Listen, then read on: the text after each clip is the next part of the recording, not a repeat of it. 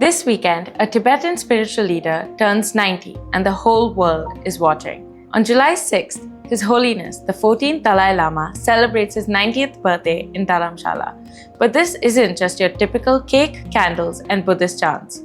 From July 2nd to 6th, monks, followers, and officials will be preparing for the occasion with sacred Buddhist rites and rituals. On July 5th, there's a long life ceremony performed to invoke blessings for a long and healthy life.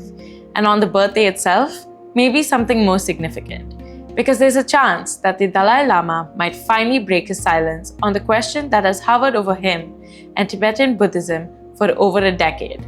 Who will be the 15th Dalai Lama? Or rather, will there even be one at all? For the uninitiated, the Dalai Lama is more than just a monk with a Nobel Prize.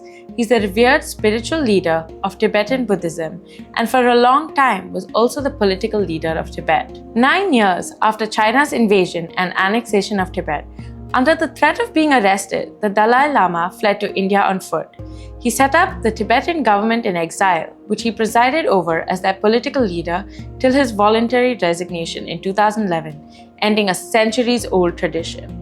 He explained that he wanted the community to adopt a democratic system of governance that mirrored those flourishing in the rest of the world.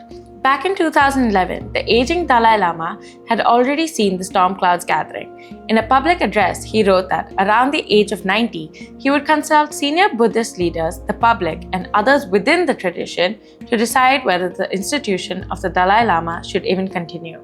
If the answer was yes, and a 15th Dalai Lama was needed, the responsibility would lie with the Garden Phodrang Foundation, the trust founded by the current Dalai Lama for the preservation of Tibetan identity and not any external power.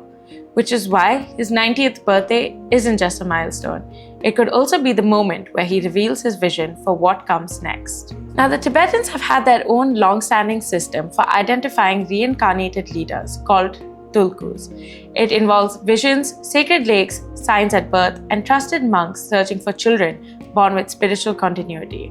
But in the late 1700s, the Manchu Emperor Chonlong gifted Tibet a shiny new golden urn, essentially a divine lottery system for choosing religious figures, involving placing slips with the names of potential candidates inside the golden urn and picking one. Beijing insists it's an ancient tradition.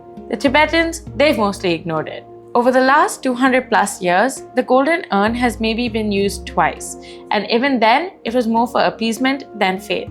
It's a relic, not a religious tool. The golden urn is seen as a symbol of Chinese sovereignty and interference in Tibetan religious affairs. Yet today, Beijing is still determined to control the next Dalai Lama's reincarnation process using that very urn. They claim it's the only legitimate way. The Dalai Lama fiercely disagrees. Because in 2011, the most important line of his address was no recognition or acceptance should be given to a candidate chosen for political ends by anyone, including those in the People's Republic of China.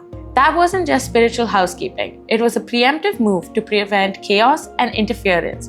By laying down the rules now, while he's still alive and well, the Dalai Lama hopes to protect his legacy from political hijacking and ensure that Tibetan Buddhists, not Beijing, determine what comes next through a standard procedure. He explained the difference in the process as well. A reincarnation means a rebirth after the predecessor's passing. But enlightened monks can do something more rare. They can emanate and manifest themselves in multiple bodies even before death. No one knows what he'll say this weekend, but here's what we do know. He's already said the next Dalai Lama will be born in a free country, which does not include illegally occupied Tibet. He's emphasized the difference between reincarnation, which is rebirth after death, and emanation, that is spiritual manifestation without death. And he's been very clear that the People's Republic of China doesn't get to choose. So why is he making this public? Because the Chinese government already tried this once. When the Panchen Lama, second only to the Dalai Lama, died in 1989, there was an attempt to coordinate his reincarnation selection between China and the Tibetan community in exile.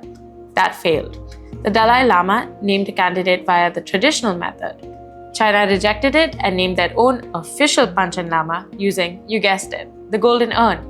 The Tibetan child chosen by the Dalai Lama was arrested by the Chinese state. No one has seen him since. For Xi Jinping, A Beijing-selected Dalai Lama installed in Potala Palace, Lhasa, would be beneficial to his image before the upcoming Chinese Communist Party elections beginning in 2027. But there are other political powers at play as well.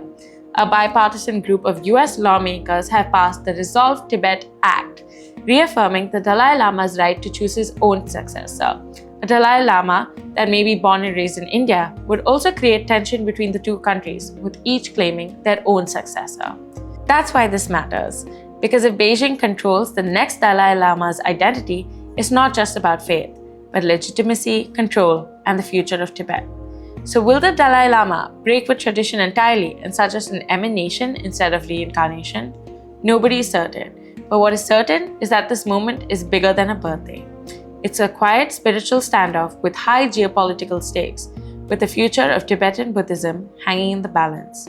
So while this weekend may mark a turning point, it is also a celebration of Tibetan identity and spiritual resilience, and the 90-year-old leader who says he's still got a couple of decades left in him.